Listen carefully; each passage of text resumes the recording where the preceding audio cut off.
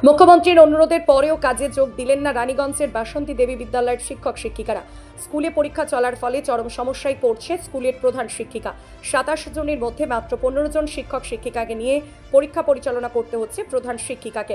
60 থেকে 70 জন ছাত্রী পিছু একজন শিক্ষক নজরদারিতে চলছে পরীক্ষা। প্রসঙ্গত সুপ্রিম কোর্টের নির্দেশে 26,000 শিক্ষক বাতিল হওয়ার ঘটনায় রানীগঞ্জ বাসন্তী দেবী বিদ্যালয়ে প্রভাব পড়েছে। এই স্কুলের 27 জন শিক্ষক শিক্ষিকার মধ্যে 12 জন শিক্ষক শিক্ষিকা চাকরি হারিয়েছে। তাতে এই স্কুল পরিচালনা করতে চরম সমস্যায় পড়েছে প্রধান শিক্ষিকা সহ স্কুল প্রবন্ধন কমিটি। অন্যদিকে কর্মবিরতি থাকলেও প্যারা টিচার বা কাজে যোগ দিয়েছে ছাত্রছাত্রীদের কথা মাথায় রেখে। এই ক্ষেত্রে আপনারা কিরকম কি ভাবনা চিন্তা রেখেছেন? প্রথম কথা, আমাদের স্কুলের প্রথম পর্যায়ের যে মূল্যায়ন পরীক্ষা সেটা চলছে, ফার্স্ট ইউনিট টেস্ট। তো সেই ছাত্রদের কথা ভেবে আমরা কিন্তু এই আন্দোলনের দিকে যাইনি। আমাদের হেডমাস্টার মশাই যা বলেছেন আমাদের স্কুলে আসার কথা, এবং সত্যি কথা আমাদের তো ফার্স্ট প্রায়োরিটি স্টুডেন্টরা হওয়া দরকার, তাই আমরা এই কথাটা ভেবে আমরা কিন্তু ওই আন্দোলনের দিকে যাচ্ছি না।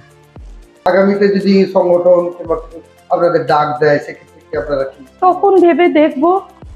আমরা তো কোনোদিনও চাইনি যে কোনো আন্দোলন আমাদের করতে হোক, কারণ আমরা ভাবি যে যিনি আমাদের আছেন তিনি আমাদের জন্য সবসময় ভাবেন এবং ভাববেন।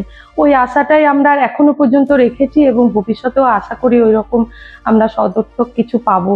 তাই আমরা এই আন্দোলনের দিকে এখন যাচ্ছি না। আর স্কুলে যেহেতু পরীক্ষা চলছে, স্কুলের কোনো ক্ষতি আমরা চাই না।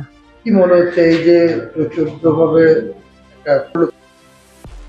জন আমাদের প্যানেলে ছিলেন, তারা আজকে কেউই আসেনি। যতদূর শুনেছি কাল ওরা মিটিং অ্যাটেন্ড করেছেন নেতাজি ইন্ডোর স্টেডিয়ামে, আজকে ওরা কেউই আসেননি। স্কুলে পরীক্ষা চলছে, স্কুলে 12 জন চলে যাওয়ার ফলে পরীক্ষা চলাকালীন এক একটা রুমে 60 জন স্টুডেন্ট পিছু একজন গার্ড দিচ্ছেন। কোথাও কোনো হল রুমে হচ্ছে 75 জন পিছু একজন টিচার গার্ড দিচ্ছেন। আর প্যারা টিচারের সংখ্যাও কমে গেছে, 5 জন ছিলেন, বিভিন্ন জায়গায় ট্রান্সফার হয়ে গিয়ে এখন তারা 3 জনে দাঁড়িয়েছেন।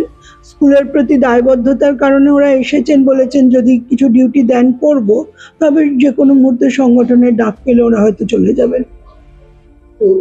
তাহলে এই মুহূর্তে এই মুহূর্তে ওই যে বললাম যে 60 জন পিছু একজন গার্ড দিচ্ছেন, 75 জন পিছু একজন টিচার গার্ড দিচ্ছেন।